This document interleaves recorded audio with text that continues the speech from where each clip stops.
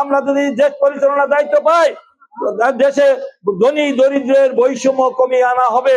আমাদের মহিলারা না খেয়ে থাকবে না, তারা আর কষ্ট করতে হবে না, তাদের ছেলেমেয়েরা উচ্চ শিক্ষা পাবে।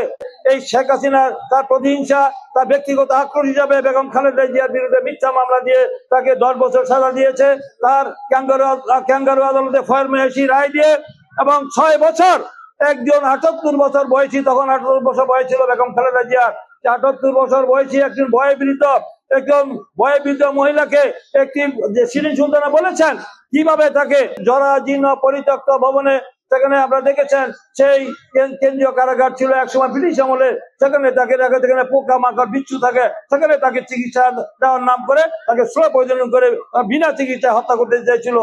পরিবার থেকেও তাকে বারবার নিবেদন করা হয়েছিল তাকে উচ্চ চিকিৎসার জন্য বিদেশে প্রেরণ করার জন্য। বাংলাদেশের চোর ডাকাত খুনি তারা কিন্তু বিদেশে চিকিৎসার সুযোগ পেয়েছে, বেগম খালেদা জিয়াকে বিদেশে চিকিৎসার সুযোগ দেওয়া হয় নাই, এবং তাকে আইনের ঠুনকো অজুহাত দেখিয়ে বিদেশে না পাঠিয়ে তাকে মৃত্যুর দিকে ঠেলে দেওয়া হয়েছিল। কিন্তু রাখে আল্লাহ মারেকে আমরা দেখেছি এই যে শেখ হাসিনা যে অন্যায় অত্যাচার, নিপীড়ন, নির্যাতন, গুম, খুন, হামলা, লুটপাট যে নির্যাতন করেছে, দেশের সমস্ত সম্পদ লুট করেছে, শেয়ার মার্কেট লুট করেছে, বাংলাদেশ ব্যাংক লুট করেছে, এবং ব্যাংকগুলি খালি করে দিয়েছে, তারা বেগম পাড়া করেছে, তারা সেকেন্ড হোম করেছে, সুইস ব্যাংকে টাকা রেখেছে, বাংলাদেশে তারা জনগণের টাকা 30 লক্ষ কোটি টাকা বিদেশে পাচার করেছে। তারা শুধু আঙ্গুর ফুলে কলা গাছে হয় না, আঙ্গুর ফুলে তারা বট গাছ হয়েছে, এবং তারা পুকুর চুরি করে নাই, তারা সাগর চুরি করেছে, আকাশ, অনেকে বলে আকাশ চুরি করেছে, সমস্ত সম্পদ লুট করে নিয়েছে।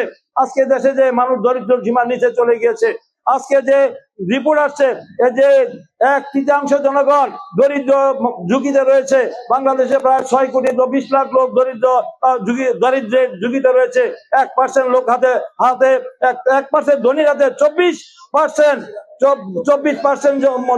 জনগণ, 1% ধনীর হাতে জিম্মি আছে।